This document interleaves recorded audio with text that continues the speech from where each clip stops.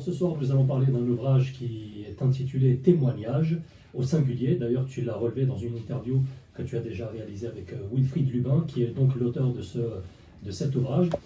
Est-ce que tu peux planter le décor en nous nous présentant l'auteur? Qui est-il? D'où vient-il? Qui est ce formidable robot? Très bien, Avec, avec grand plaisir. Avec grand plaisir. Donc, c'est Goldorak. Exactement. Grendizer pour les Algériens et les Japonais. En fait, Wilfried Lubin, il se trouve que je l'ai rencontré en formation. Ouais. Et il a fait la formation en lecture rapide, donc c'est un des membres de notre académie de lecture rapide. Et il m'avait expliqué qu'il voulait se lancer dans un projet d'écriture. Et il m'en avait parlé, et puis on a discuté autour de ça. Et je l'ai mis en connexion avec un auteur qui s'appelle Khalid Moussaïed, qu'on a reçu ici à la radio il y a quelques années, quand je faisais l'émission Parler Lecture à l'époque. Et Khalid est un romancier, un écrivain, il écrit très bien, très profondément, et il s'est spécialisé dans l'accompagnement aussi des jeunes écrivains, enfin, ou plutôt des néophytes dans l'écriture, et des novices. Et il voulait partager son expérience de vie parce qu'il avait besoin d'écrire, et je pense que c'est quelque chose que beaucoup de gens peuvent connaître, c'est-à-dire ce besoin de se livrer, de restructurer sa vie, de donner un sens, une orientation à sa vie. Et l'écriture, c'est l'un des meilleurs exercices parce que ça nous oblige en tant qu'être humain à revenir sur notre vie, à revoir certains épisodes, à donner une temporalité à des éléments comme ça. Quand on regarde nos souvenirs, c'est un peu épars, c'est un peu éparpillé, ça va dans tous les sens. Et le fait de mettre une chronologie à des événements de notre vie, ça nous permet de mieux réfléchir. Et donc lui, c'est ce qu'il a fait. Et dans cet ouvrage, donc Témoignage, qu'il a édité à compte d'éditeur, c'est-à-dire qu'il n'y a pas une maison d'édition derrière lui, il a fait tout le travail d'édition lui-même avec l'accompagnement de Khalid. Il va partager son expérience dans le monde du travail, notamment. Et c'est ça qui est très intéressant, j'ai trouvé dans le livre, c'est le monde dans lequel il a évolué. Alors lui, pour le resituer un petit peu et présenter l'auteur, donc c'est un petit gars du 93 de Seine-Saint-Denis qui a un parcours de jeune qui fait des études. Ensuite, il va travailler dans le monde de l'animation. Il a plusieurs diplômes, dont le BPGEPS, donc le diplôme pour faire de l'animation sportive et de l'animation auprès des jeunes. Et il va intégrer des structures pour travailler dans ces domaines-là. Et puis, ça va se passer d'une certaine manière. Et c'est cette analyse des situations dans le monde professionnel qu'il livre en partie dans l'ouvrage. Et il y a une autre partie de son livre qui est une sorte de biographie temporaire, puisque l'homme qu'il est aujourd'hui n'est plus du tout le même, il est passé à autre chose. La deuxième partie, elle est consacrée au sport, notamment son attrait pour le football, puisque c'est un fervent défenseur, c'est un fervent admirateur du PSG, et il raconte les déboires qu'il a eu justement quand il était supporter du PSG dans le Stade de France, ce qui l'a conduit en fait à être confronté à la justice et à la police, parce qu'il a fait quelque chose qu'il n'aurait pas dû faire. Et après réflexion, et justement le livre il était là pour ça, pour apporter cette réflexion, il était là pour l'aider un peu à retrouver une orientation et à observer ce qu'il avait fait. En fait ça aurait pu très mal terminer pour lui cette histoire. Et en fin de compte ça s'est passé correctement. Et ça l'a fait déboucher vers un monde aujourd'hui que si on lui avait dit il y a quelques années, toi, à 32 ans, parce qu'il a 32 ans, tu vas finir dans tel endroit, tu seras influencé par telle influence, il aurait dit aux gens non, c'est pas possible. Pourtant, c'est un garçon tranquille, respectueux, qui aime le sport, équilibré, etc. Tout pour être tranquille, quoi. Puis là, l'orientation qu'il a prise dans sa vie ces dernières années, et je pense qu'il va nous en parler tout à l'heure, c'est complètement inattendu, surtout de sa part. Et c'est ça qu'il a voulu partager dans l'ouvrage.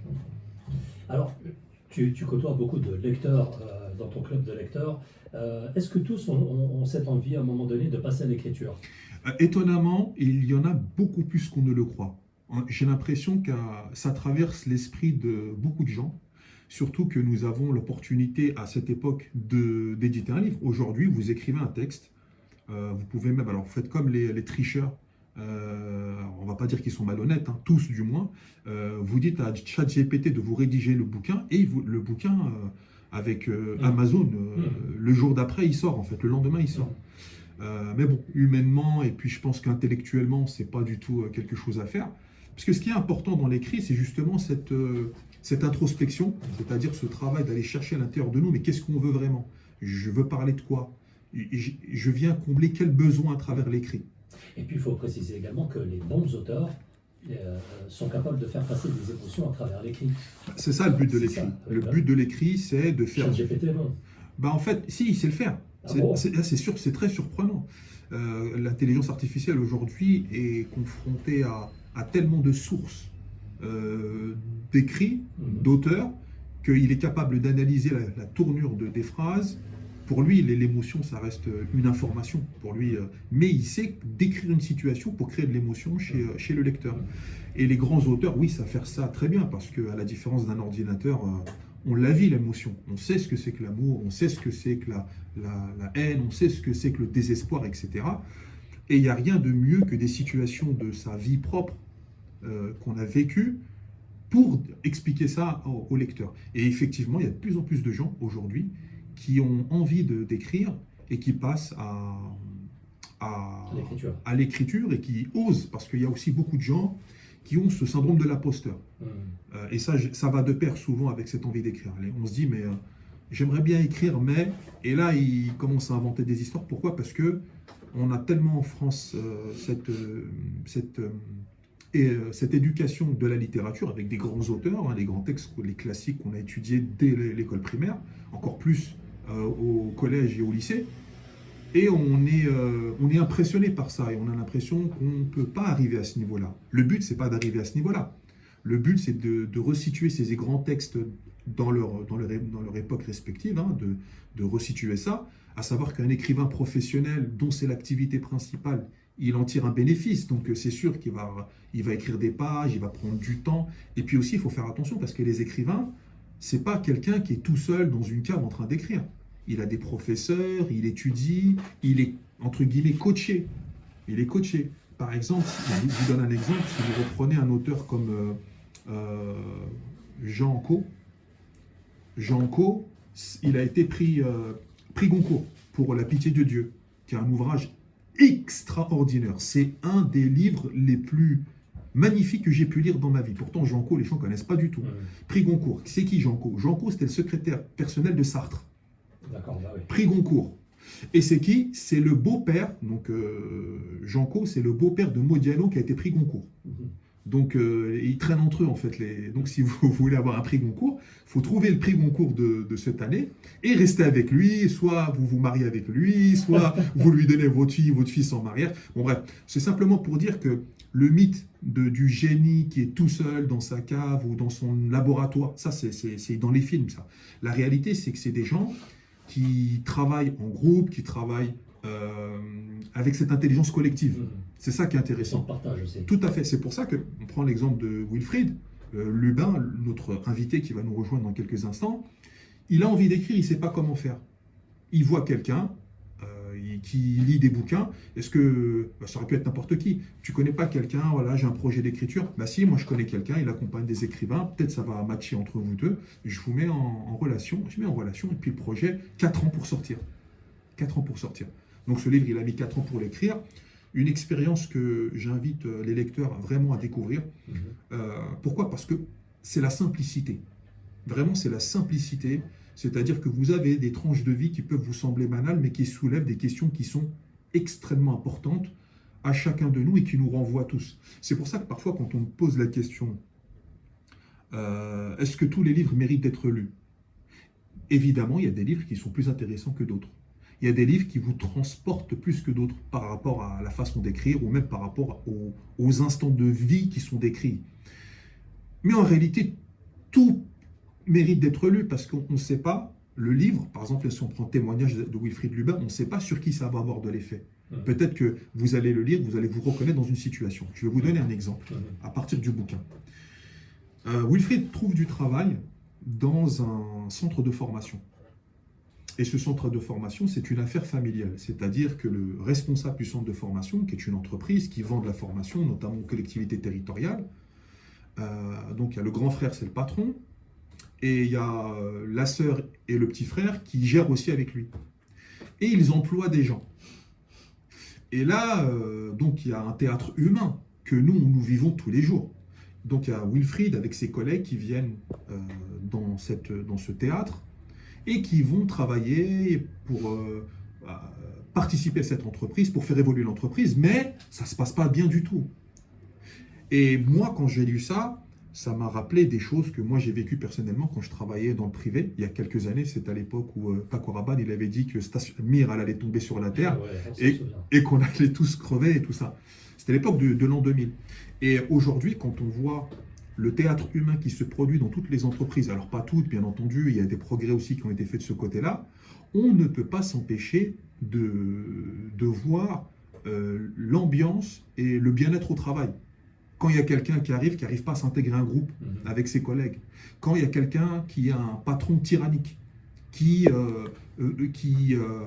c'est son bébé, il a créé une entreprise, en même temps il a fait travailler sa famille, donc il y a un manque de confiance vis-à-vis des gens qui ne sont pas de sa famille, qui ne sont pas de la fratrie, qui ne sont pas du clan, et avec qui on va devoir composer, avoir un certain type de communication, parce que c'est sûr que quand tu travailles, tu ne parles pas pareil à ta soeur pour lui demander de faire quelque chose, ou à ton frère, que quelqu'un que tu ne connais pas, que tu as recruté pour ses compétences.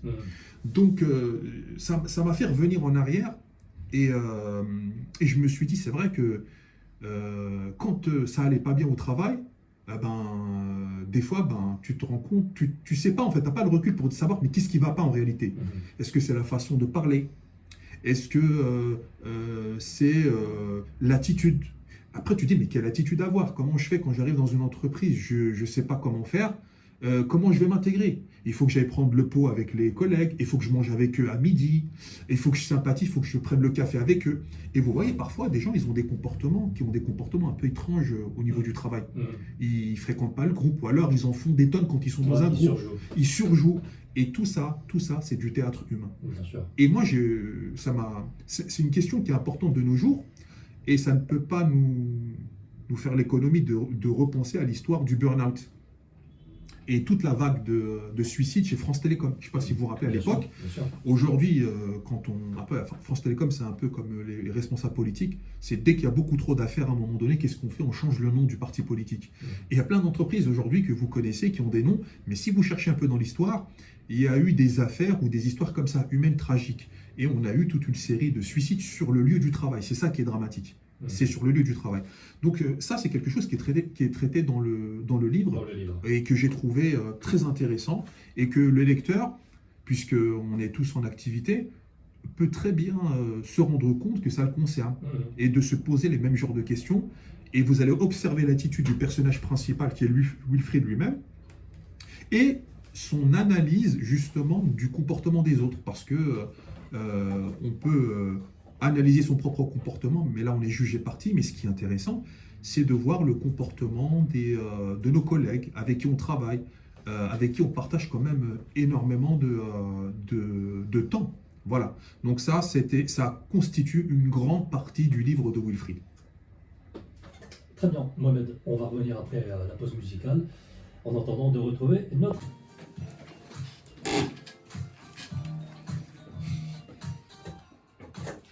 Allez, de retour dans les studios de France Maghreb 2. Pour ceux qui viennent de nous rejoindre, bien, merci à vous, bonne soirée. Et nous avons sur le plateau Mohamed Koussa. Depuis tout à l'heure, nous parlons d'un ouvrage intitulé Témoignages. L'auteur, c'est Wilfried Lubin. D'ailleurs, on vient de vous montrer le livre sur la vidéo que vous pouvez retrouver sur les réseaux sociaux. Wilfried vient de nous rejoindre. Bonsoir à toi et bienvenue. On va se tutoyer dans cette émission. Ici, c'est tranquille, sans filtre. Bonsoir, avec plaisir. Bonsoir Fawzi. Alors, tu es donc l'auteur de cet ouvrage Témoignage, et Mohamed le disait tout à l'heure, tu l'as financé toi-même. Alors, est-ce que tu peux te présenter juste en quelques mots et puis enchaîner sur la présentation de l'ouvrage, de quoi ça traite de manière générale, et puis après on rentrera dans les détails avec Mohamed. D'accord. Avant tout, bonsoir à toutes, bonsoir à tous. Premièrement, merci beaucoup Fawzi pour cette opportunité merci. De pouvoir parler de mon livre. Merci également à Mohamed. C'est un grand plaisir en tout cas de me retrouver ce soir ici avec vous. Donc moi c'est Wilfried Lubin, j'ai 32 ans, je suis originaire du 93 en Seine-Saint-Denis. Donc au niveau de mon parcours professionnel, moi j'ai fait des études dans le sport, dans le social également. Donc j'ai obtenu des diplômes comme le BPGEPS, un diplôme d'éducateur sportif. Suite à ça, j'ai voulu me professionnaliser et grandir également. J'ai l'opportunité de passer un DEGEPS, donc c'est un diplôme de coordinateur de projet, couplé également à une licence en sciences de l'éducation. Donc voilà, mon parcours il est vraiment tiré sur le sport, le social et également l'animation. Et ça a sens justement dans le 93. Exactement. Ça a son sens. Tout à fait.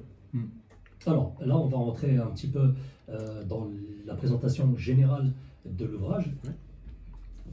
Vas-y, à toi. Alors, du coup, c'est cet ouvrage qui s'intitule Témoignage, donc le récit de plusieurs chemins qui m'amènent vers ta lumière, avec le T en majuscule. La majuscule n'est pas là pour rien. Donc l'idée de ce récit, c'est de raconter des étapes de ma vie, donc sur un instant T bien défini, des étapes, des périodes où j'ai connu des difficultés, de la tristesse, de la dureté. J'ai vraiment eu des périodes où j'ai vraiment rongé mon frein. Je raconte également une bêtise, une grande bêtise.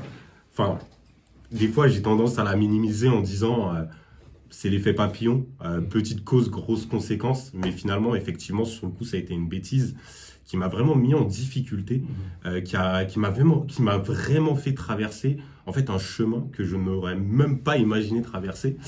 Mais la finalité de ce bouquin, c'est que malgré que dans la vie, on peut avoir des difficultés, on peut rencontrer de la dureté, etc. Le plus important, je pense, c'est de se rapprocher de l'essentiel. Ouais. Et l'essentiel, en fait, c'est par là que je termine, pour le coup. C'est la foi, c'est ma foi grandissante que je raconte en conclusion de ce livre. Très bien résumé. Alors, je vous le recommande, hein, mesdames et messieurs, il est disponible sur Amazon. Il est intitulé simplement Témoignage au singulier, Wilfried Lubin, donc l'auteur de cet ouvrage. Mohamed, maintenant on va rentrer dans les détails et puis j'aimerais te poser déjà une question pour te lancer un petit peu dans cette analyse. Toi, quand tu lis un livre, qu'est-ce qui va, par quel bout tu vas le prendre pour pouvoir en débattre avec l'auteur comme aujourd'hui? En fait, quand je lis un livre, il y a trois choses. La première chose, c'est la simplicité. J'aime quand un livre, il est simple. Parce que les choses simples s'expriment simplement. Ça ne veut pas dire que l'être humain, il ne vit pas des choses complexes. Parce que dans la vie de quelqu'un, évidemment, on a toujours des choses qu'on peut être tiraillé par rapport à certaines choses. Donc les exprimer, ce n'est pas toujours évident.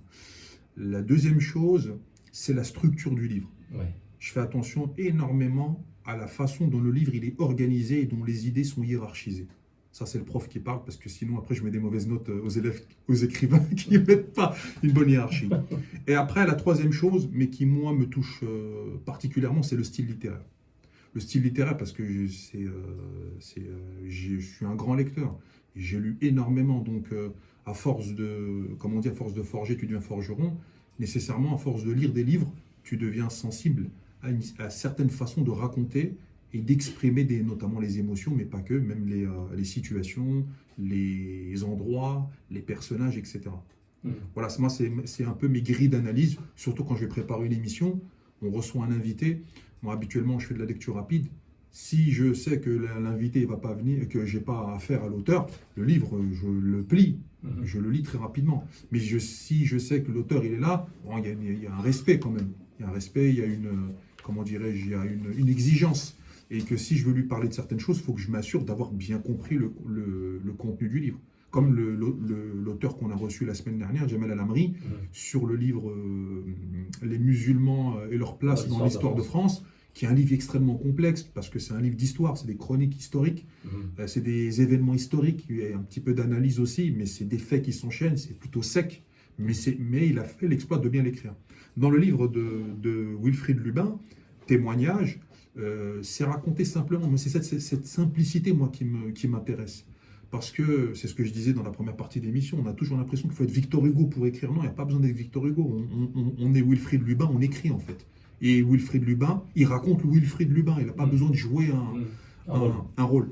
Et justement, j'ai une question par rapport à ça, sur le travail d'auteur, la façon d'écrire. Est-ce que toi, quand tu écrivais, est-ce que tu avais déjà une idée du style à la base, quelque chose de préalable que tu voulais impulser, que tu voulais donner, ou alors c'est plutôt quelque chose qui s'est fait pendant que tu étais en train de créer ton œuvre? Alors, pour répondre du coup à cette question, c'est vraiment quelque chose qui s'est fait pendant que j'étais en train de créer mon œuvre. Après, effectivement, comme Mohamed vient de le dire, il n'y a pas besoin d'être un grand écrivain pour écrire. D'ailleurs, c'est par là que moi, on va dire, j'ai puisé ma source d'inspiration en me remémorant une musique de Grand Corps Malade qui le dit que pour écrire, il n'y a pas besoin de diplôme de philo. Effectivement, Mohamed, au départ, je me suis dit, je vais faire très simple. Je vais raconter, mais je vais me raconter. Et pour me raconter, il fallait que j'aille vraiment sur de la simplicité. Et mon objectif, c'était de vraiment pouvoir toucher le lecteur. Et comment toucher le lecteur? C'est avec des mots simples, avec des situations simples, des situations qui transpirent en fait. Et l'idée en fait pour moi, c'était que vraiment le lecteur puisse vivre le livre tout en étant limite avec moi. Donc c'est par là vraiment que j'ai emboîté le pas. Alors, tu as déclaré dans une interview, je pense que c'était celle de Mohamed, écrire un petit peu par modestie, mais beaucoup aussi pour te rassurer. Est-ce qu'il y a des choses effrayantes à ne pas raconter? Alors, c'est pas dans cet angle-là que j'ai dit ça. D'accord. J'ai plus dit ça vraiment par modestie, parce qu'au départ, pour tout vous dire, je me suis dit, mais tu écris, mais en fait, qui es-tu pour écrire? C'est ce qu'il disait tout à l'heure, Mohamed, la légitimité. On se pose tous la question sur la légitimité, mais en fait, tu as le droit. J'ai le droit, mais ça a été une grosse bataille, vraiment. Je me suis dit, mais Wilfried Lubin, qui es-tu? Qui va te lire? Qui va t'acheter? Tu vas intéresser qui? Et en fait, je me suis vraiment posé cette question qui m'a tourmenté. Et après, je me suis remémoré. Il y a des personnes aussi qui m'accompagnent, notamment ma compagne, qui m'a énormément dit, mais en fait, ce que tu fais, tu écris, tu fais ce qu'un écrivain fait. Donc un écrivain, qu'est-ce qu'il fait? Il écrit. Un auteur, il fait quoi? Il écrit. Et c'est toutes ces phrases-là, et c'est tous ces mots qui m'ont donné, on va dire, cette source d'inspiration et qui m'ont fait en fait aller jusqu'au bout. Et franchement, je le dis à tous ceux qui veulent écrire, lancez-vous parce que c'est donné à tous. Ça me rappelle une anecdote qui a été racontée par Jean d'Ormesson, l'académicien, qui est un homme extrêmement brillant, hein, on peut pas le nier, qui a une verve superbe, qui parle très bien, qui présente bien. Et il disait que ses premiers ouvrages, malgré l'éducation qu'il a eue, le parcours qu'il avait, le réseau qu'il avait, il en a vendu 0. Les premiers ouvrages. Et je crois que ça concerne, je ne me rappelle plus très bien, entre 5 et 10 bouquins. Il a vendu 0 bouquin. C'est incroyable. Wilfried, il en a déjà vendu un, parce que moi je vais acheter. déjà, il y en a au moins un. Mais pour dire en fait que, et ça me rappelle une deuxième anecdote, c'est MC Solar, qui est un grand rappeur avec des textes très profonds, très beaux. La chanson la plus connue de lui, c'est Caroline. Elle est restée dans sa veste pendant plusieurs mois avant d'oser. Et c'est pour ça, moi, que dans le petit texte que j'ai mis dans les réseaux sociaux, il a osé en fait. Franchis le pas parce qu'il faut un peu d'audace, il faut lutter contre soi, attends, est-ce que c'est vraiment quelque chose d'humble que je fais? Parce qu'on se pose aussi, il y a des gens qui sont comme ça. Est-ce que c'est vraiment humble de ma part? Quand tu as cette fibre-là, t'as pas envie, tu luttes un petit peu contre toi et ton orgueil. Et d'autres, c'est est-ce que les gens vont m'aimer? Est-ce que les gens vont apprécier? J'ai pas envie qu'on me dise que je suis nul, j'ai pas envie d'être confronté à l'échec. La seule chose, et je le dis à tous les auditeurs qui aimeraient écrire, la seule chose qui peut vous arriver quand vous écrivez quelque chose qui n'intéresse personne, c'est rien de grave en fait, il n'y a rien, c'est pas grave. Et vous referez un deuxième livre en essayant de comprendre pourquoi le premier il n'intéresse pas personne, si vous avez envie que ça intéresse les gens. Parce que c'est pas obligé d'intéresser les gens, c'est pas obligatoire. On peut écrire pour soi, sa famille, ses enfants, ses proches, et puis c'est tout. Et puis le laisser aussi à la postérité. Tout à fait. Wilfried, toi de ton côté, à qui adresses-tu ce livre et qui aimerais-tu qui puisse accéder à la lecture de ce livre? Globalement, tout le monde. Tout le monde, pourquoi? Parce qu'en fait, ce livre et les situations qui sont présentées dans ce livre touchent monsieur et madame tout le monde. En commençant par une situation professionnelle, où voilà, je décris un cadre, des difficultés rencontrées, des obstacles, le désir d'aller quand même jusqu'au bout, donc ce côté un peu persévérant, ne pas vouloir abandonner, ne pas vouloir tout lâcher. Donc ça, c'est des situations que monsieur et madame tout le monde peuvent rencontrer. Une situation personnelle aussi, où je suis amené, comme je l'ai dit tout à l'heure, à faire une bêtise. Donc, tout le monde peut faire... Qu'on ne dévoilera pas ici. Non, c'est le but, c'est que les gens achètent le bouquin et qu'ils le lisent. Justement. Qu'on ne dévoilera pas, bien évidemment. Mais voilà, donc sincèrement, ce livre, j'espère et je crois d'ailleurs qu'il peut toucher tout le monde et qu'il va toucher tout le monde. Tout le monde peut le lire et tout le monde peut être sensible à ce que je raconte dedans, et tout le monde également peut se retrouver dans 1, 2, 3, voire 4 situations de ce livre. Mohamed. Tout à fait. Et puis après, c'est toujours avoir l'intelligence des situations. Parce que parfois, quand on voit ce que les gens vivent et qu'on n'a pas cette capacité de se sentir concerné, bon, on passe à côté. Mais quand on est profondément dans l'empathie, même un petit peu, je dis profondément, mais même un petit peu, en vérité, on vit tous les mêmes choses. Là, l'épisode que tu racontes dans le centre de formation, où je ne vais pas dévoiler l'histoire, on va juste donner quelques tips comme ça.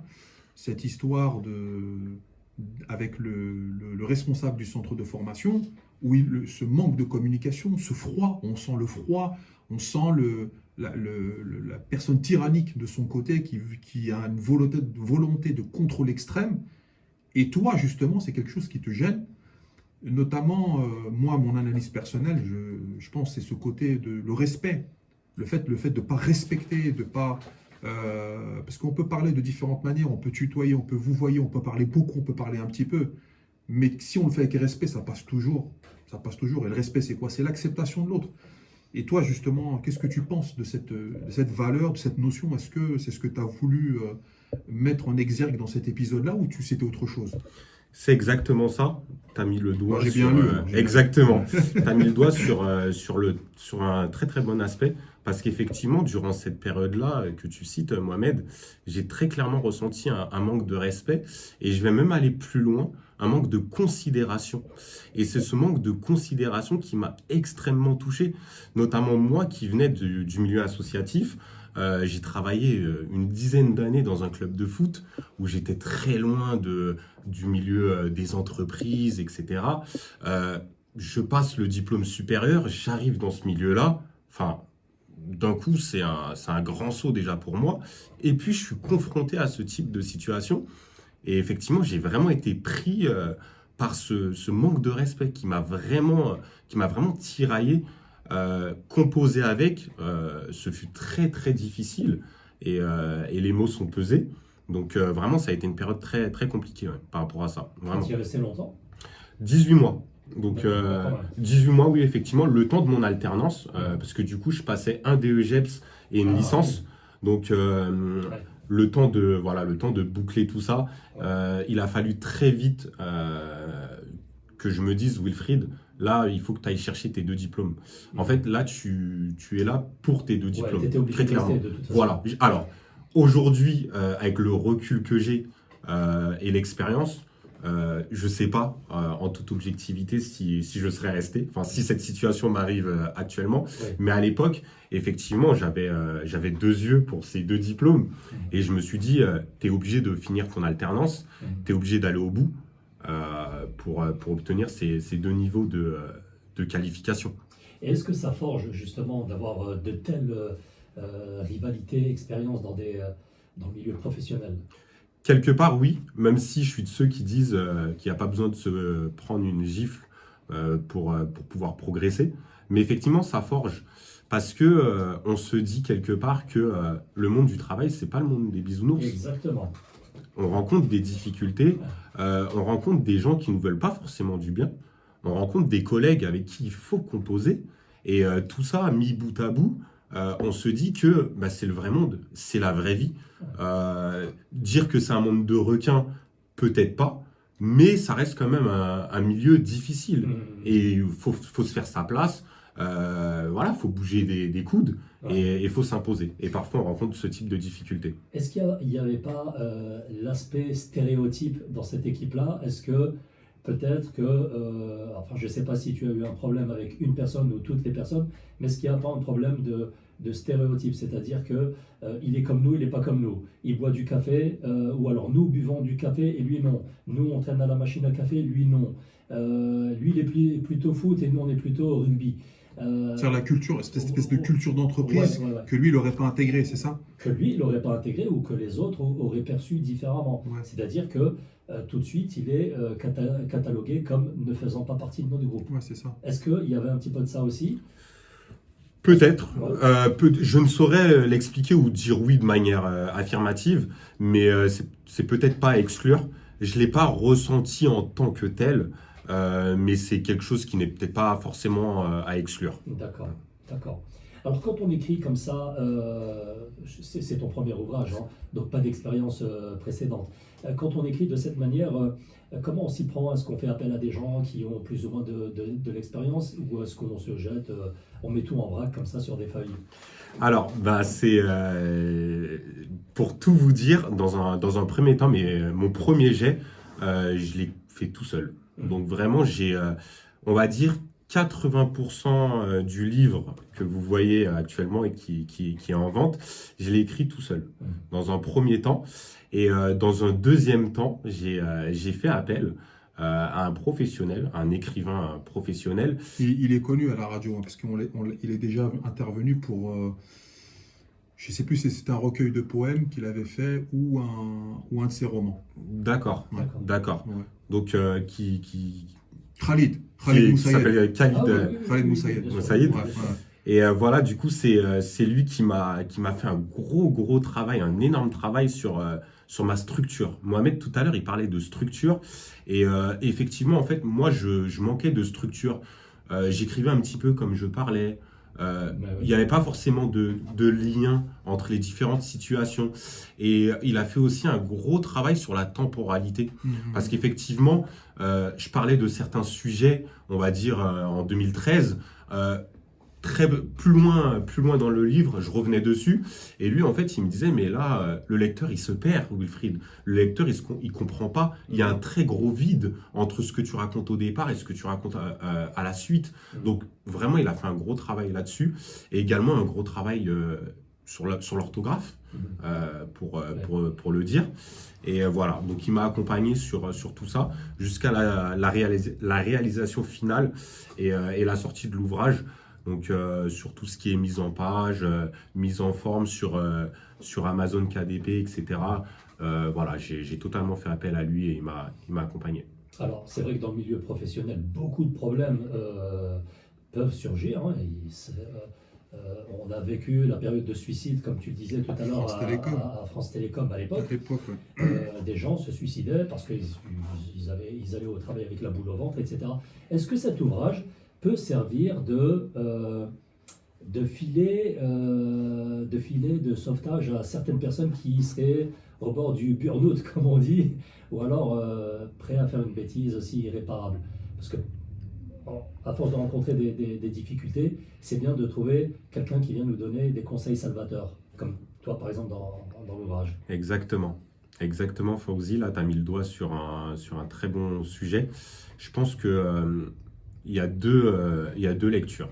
Il y a la lecture du coup ce que je raconte, quelqu'un qui a été éprouvé, quelqu'un qui a été mis en difficulté mais qui a tenu. Donc ça donne de l'espoir. Donc il y a ce bon côté-là. On va dire l'espoir qui en ressort. L'idée que malgré tout, je suis parti au bout et j'ai pas craqué.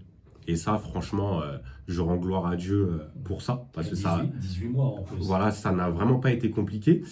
Et effectivement, il y a la deuxième lecture, celle qu'on souhaite à personne et celle qu'on souhaite éviter. C'est celle, comme tu dis, du burn-out.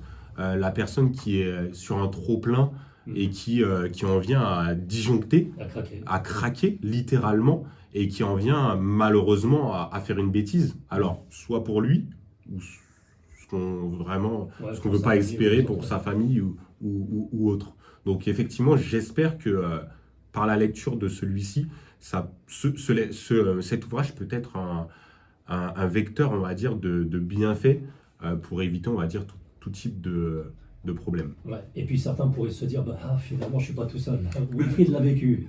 C'est pour ça que le livre s'appelle Témoignage aussi, je pense, c'est ça. Ouais. Parce que là, on a une situation vécue par quelqu'un qui raconte ça très bien. Et bien sûr qu'on n'est pas les seuls. En fait, les êtres humains, qui que l'on soit, grand, petit, arabe, noir, juif, ce que tu veux, on vit tous les mêmes situations, les mêmes problèmes, et la plupart du temps, on réagit tous de la même manière. Mais on croit qu'il n'y a que nous. On se dit, non, mais si j'en parle à mes collègues, ils vont me balancer à la hiérarchie. Et si je en parle à un tel chef, mon image va être dévalorisée. Ah, mais là, il ne te reste plus que le suicide, là, qu'est-ce que tu vois. Et on n'ose pas en parler. C'est comme les problèmes de harcèlement, parce que si on transpose ça aujourd'hui, on parle de burn-out scolaire. On parle de burn-out parental. C'est pas normal. On est dans une société où on devrait être bien. Dans les années 60-70, il y avait des réclames. On appelait ça la réclame à l'époque, Fawzi. Et ils disaient, grâce à la machine à laver, grâce au lave-vaisselle, tout ça, vous allez avoir du temps pour vous.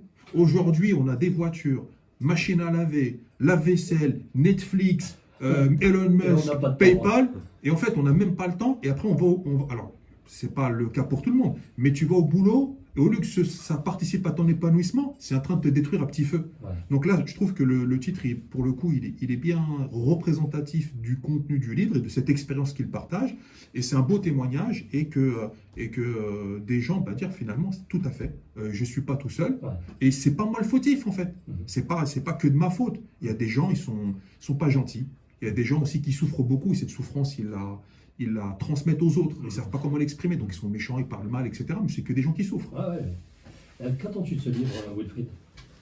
J'attends à ce qu'il puisse toucher un maximum de personnes, que des personnes puissent se voir à travers ce livre, et vraiment qu'il soit édifiant avant toute chose, et surtout que les gens puissent être touchés, on va dire, par le nouveau Wilfried. Ça fait un peu bizarre de dire ça comme ça. Non pas que Wilfried peut se décupler en plusieurs, mais quand on prend cet ouvrage et quand on voit le nouveau Wilfried, qu'il y a eu du chemin parcouru. Ouais.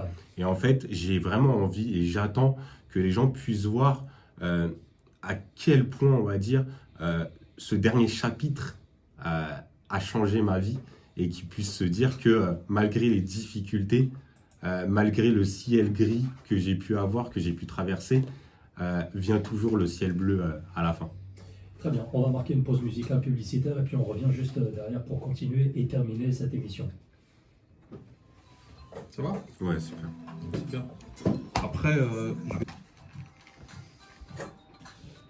Allez, de retour dans les studios de France Maghreb 2, c'est la dernière ligne droite de cette émission. Il y a des soirs comme ça. Aujourd'hui, nous avons le plaisir d'avoir sur le plateau Wilfried Lubin, auteur d'un super ouvrage intitulé Témoignage au singulier, que vous pouvez trouver facilement sur Amazon, puisqu'il est déjà disponible. Sur le plateau, nous avons également Mohamed Koussa. Wilfried, alors on parlait juste avant la pause de changement. Un nouveau Wilfried peut-être? Un nouveau Wilfried, très clairement, je vais même dire une renaissance. Une renaissance à travers la foi grandissante qui est venue me toucher, que je ne pouvais même pas imaginer en fait. C'est venu par hasard? C'est pas venu par hasard, parce que pour moi le hasard n'existe pas. Quelque part, je pense, et aujourd'hui j'ai la foi, qu'il y a une date qui est inscrite pour chacun d'entre nous, et cette date-là en fait elle est arrivée.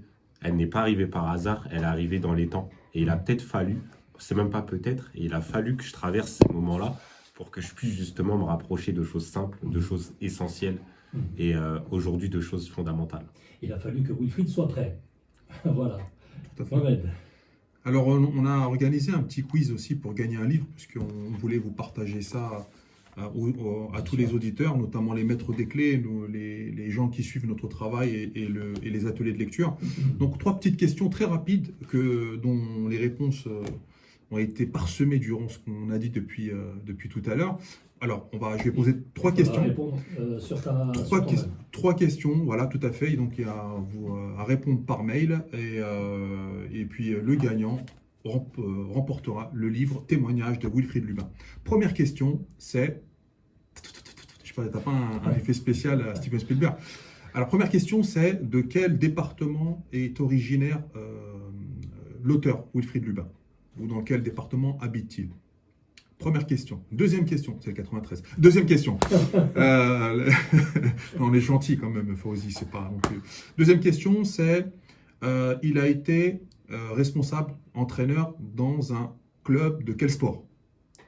Et troisième question et dernière question, il a travaillé dans une entreprise dans laquelle il a connu des déboires. C'était quel type d'entreprise? C'était quoi l'activité de l'entreprise?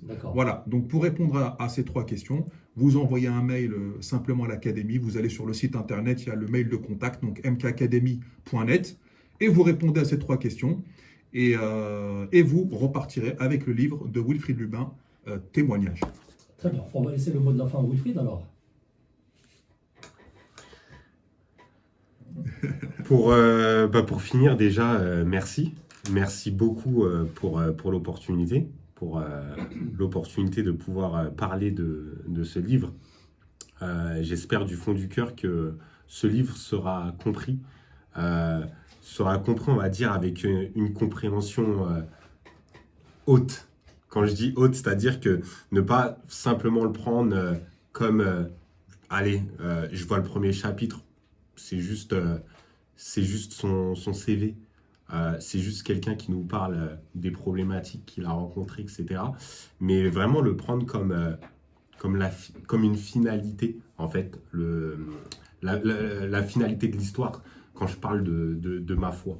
Et j'ai vraiment envie que ça puisse toucher un maximum de personnes et que les gens puissent réellement se dire que, voilà, la vie est belle, on peut rencontrer des difficultés, on peut traverser des choses difficiles, mais quelque part, il y a toujours une belle issue à la fin. Bon, fabuleux. Merci pour ce message positif. Mohamed, je te laisse également dire un mot pour terminer. Je vous conseille, tous chers auditeurs, de lire le livre qui est très intéressant. Une histoire que ça peut être celle de monsieur, madame, tout le monde, mais savoir lire entre les lignes, c'est très important pour pouvoir bénéficier de l'expérience des autres. Parce qu'il n'y a pas plus, on va dire, malheureux que de refaire des mêmes bêtises, alors qu'on a des exemples de gens qui ont déjà fait ces bêtises pour nous, donc on peut avoir un exemple intéressant. Mais de toute manière, parfois, on n'a pas le choix que de vraiment se casser bien la figure pour comprendre, parce qu'il n'y a que comme ça qu'on peut comprendre. Très bien, merci beaucoup Mohamed. C'est moins optimiste. Hein. Ouais, merci également Wilfried, et puis merci à vous. Bon vent à cet ouvrage intitulé Témoignage que vous pouvez trouver facilement sur Amazon. Je vous donne rendez-vous jeudi prochain, 20h, 21h, dans la joie et la bonne humeur. Salam alaikum.